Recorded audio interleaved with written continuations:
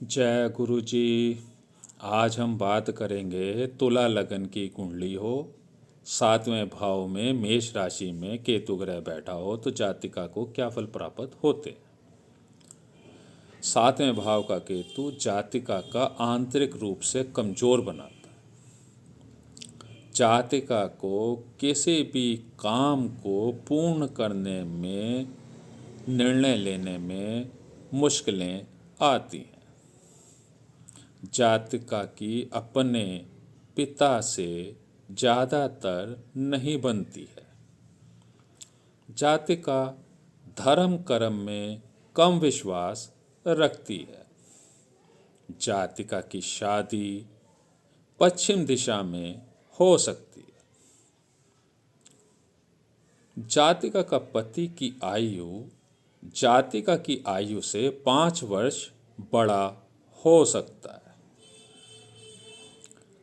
जातिका का विवाह कुछ विलंब से होता है और कुछ बाधाएं भी विवाह में बनती देखी गई।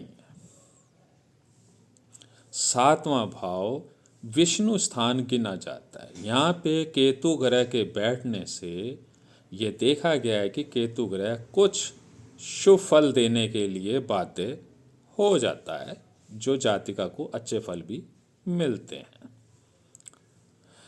ऐसी जातिका अपने जीवन साथी से बात बात पर नुक्ताचीनी करती है।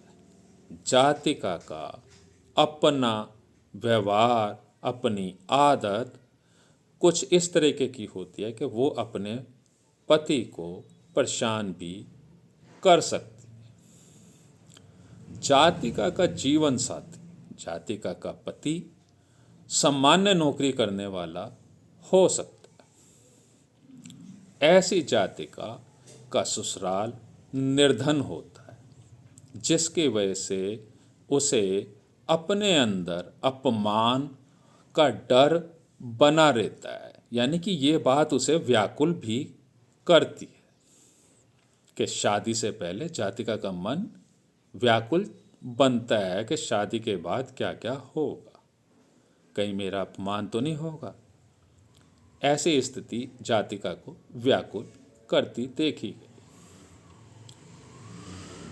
जातिका को हल्के व झूठे वायदों से बचना चाहिए। अगर जातिका के जीवन साथी झूठे वादे करता है या जातिका अपने जीवन साथी से झूठे वादे करती है और हल्के विचार आपस में बनते हैं दोनों के, इस चीज़ से जातिका को अपने आप को बचाना चाहिए।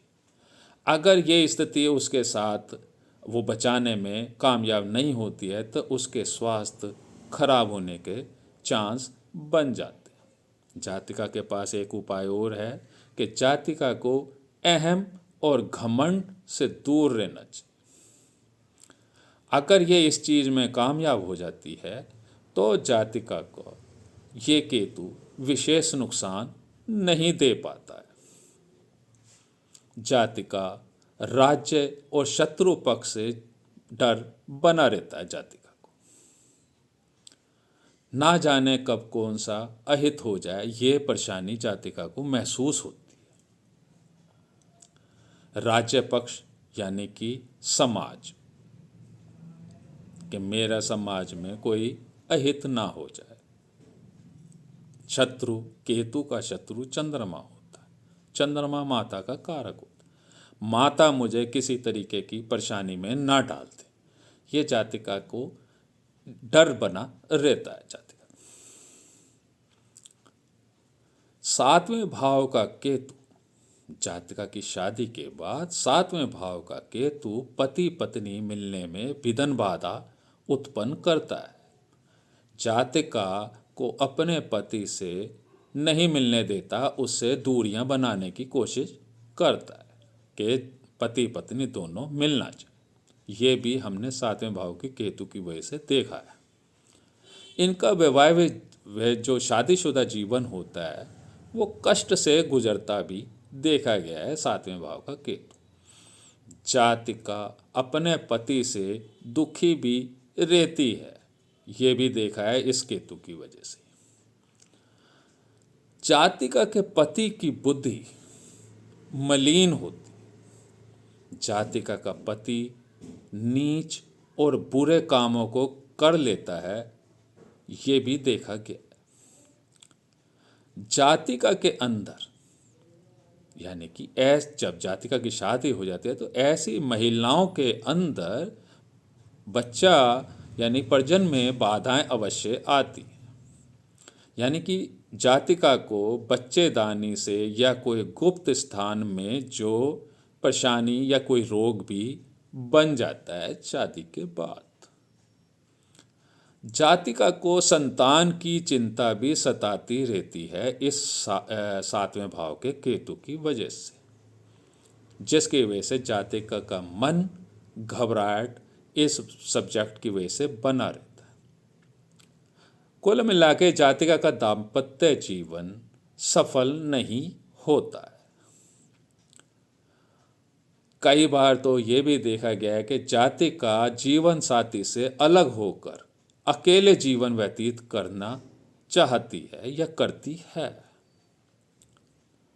दो बातें मैं और आपको बताना चाहूँगा, ये बातें पूरी कुंडली देखने पे ही पता चलती है। जातिका का सातवें भाव में केतु अगर हो तो जातिका को विधवा भी बना देता है, और जातिका के सातवें भाव में केतु हो तो जातिका के अनुचित अनैतिक प्रेम संबंध भी होने की संभावना बना देता है।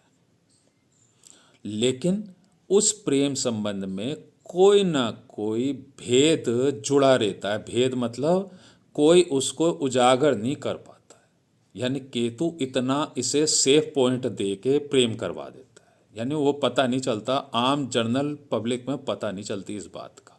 यह हमें कुंडली देखने पे पता चलेगी।